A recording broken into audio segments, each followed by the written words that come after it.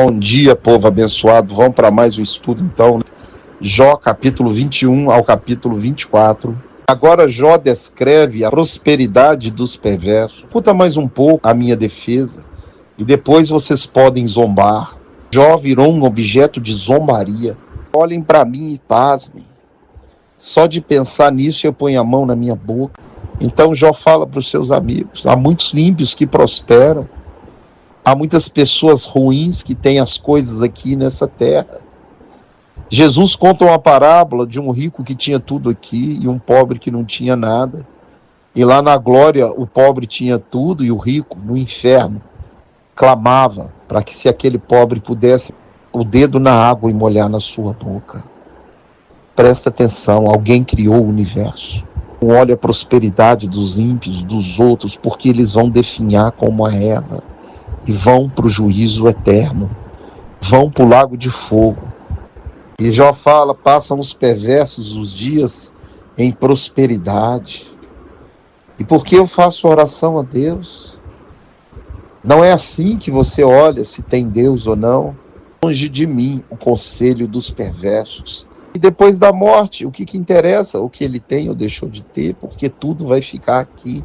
1 Timóteo 6,6. Grande fonte de lucro é a piedade com contentamento, porque nada temos trazido para o mundo e coisa nenhuma podemos levar dele. Tendo sustento e com que nos vestir, estejamos contentes.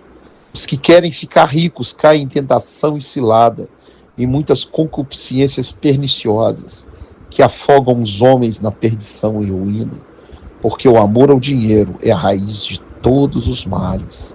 Tu, porém, foge dessas coisas. Segue a justiça, a piedade, a fé, a constância, o amor. Então Jó está falando a prosperidade dos perversos. Mas depois que eles descem à sepultura, nada mais adianta. Tanto o próspero quanto o não próspero vão descer à sepultura e os vermes vão comer. Mas haverá um julgamento. Termina falando da resposta de vocês. Só falam contra mim falsidade e mais falsidade. E agora ele continua acusando Jó de grandes pecados. Não cessaram de acusar Jó, mesmo vendo o sofrimento do qual ele se encontrava.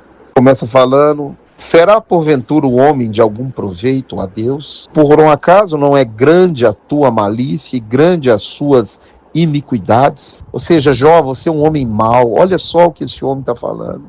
Jó, você não amparou o pobre, a viúvo necessitado. Você é uma pessoa iníqua, pratica iniquidade. Não deu água de beber ao cansado e nem pão ao faminto. Jó, você está cercado de laço e por isso as trevas te cobrem.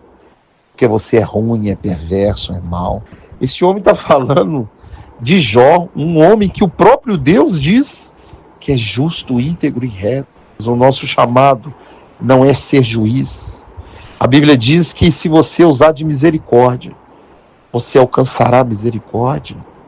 Se você não julgar, você não vai ser julgado. E olha o que esses homens estão fazendo com o homem completamente quebrado, completamente destruído, precisando ser amparado, cuidado. O que sobra para Jó é somente acusação, cada vez a acusação piorando mais e mais. Verso 23, ele aconselha Jó, fala: se converteres ao Todo-Poderoso, quem sabe vai restabelecer você, a sua sorte vai ser restabelecida. Agora ele é acusado de não ser convertido a Deus ou não crer em Deus. Resumindo, você é um homem ímpio, mau, que não amparou pobre, viúvo e necessitado. Quem sabe se convertendo, Deus te ajuda. Porque Deus vai salvar o humilde e o puro de mão e o limpo de coração. E Jó agora responde: se eu pudesse achar Deus, se eu pudesse apresentar diante de Deus e falar a minha causa para Ele, iria até o seu tribunal, encheria minha boca de argumento. Quem me dera se eu pudesse encontrá-lo e falar com Ele. Nunca apartei dos seus mandamentos, meus pés nunca desviaram para o mal. Eu creio nele, eu sigo Ele. Pudesse chegar até Deus e expor Ele a minha causa, a minha luta, a minha dificuldade. Por isso eu me perturbo diante dEle. Tenho grande temor de Deus. Deus é que me fez desmaiar o coração. E é ele que tem feito isso comigo. No capítulo 24, e os que roubam as redes, que mudam os marcos, e as pessoas ruins que não acontecem nada com elas. Jó começa a criar um sentimento de revolta, devido à acusação dos seus amigos, falando, os homens ímpios, os homens maus, não acontece nada com eles. Tiram dos caminhos o necessitado, que rouba a casa do próximo. Ele começa a falar dessas pessoas más, que não conhecem a luz, que pervertem o caminho do órfão, da viúva, o direito das pessoas. E ele não entende o motivo dele estar passando tudo aquilo. Por que todas essas coisas acometeram sobre ele? Se ele era uma pessoa boa, o próprio Deus chamou ele de homem íntegro, justo e reto. Uma pessoa íntegra é uma pessoa que não transgride lei, que não aceita suborno. Jó, ele falou, em tudo isso eu andei, agora eu vejo o perverso sendo próspero e eu nessa situação. Nesse capítulo ele começa a ter um pouco de revolta no seu coração. E que ele não é assim, que ele teme a Deus, ele tem temor de Deus, quanto mais vendo o que está acontecendo com ele. E a Bíblia diz que o temor do Senhor é o princípio da sabedoria, e hoje muitos não têm o temor de Deus, voltaram a beber, voltaram às práticas mundanas, não oram mais, não buscam ouvir a Deus sobre a situação que estão vivendo, não praticam o perdão, a bondade, a misericórdia. Presta atenção no que você está lendo, ouvindo, porque Deus, ele é reto juiz. E mesmo parecendo que os ímpios, os perversos estão bem, eles terão que comparecer diante do juiz de toda a terra. Em Apocalipse capítulo 20, os que morreram vão ter que levantar e vão ter que comparecer diante do tribunal de Deus. Você será julgado por aquilo que você tiver feito através do corpo, pelas suas escolhas e pelas palavras da sua boca. Então agora, num sentimento de revolta, ele fala que as pessoas más, prósperas, descem em paz à sepultura.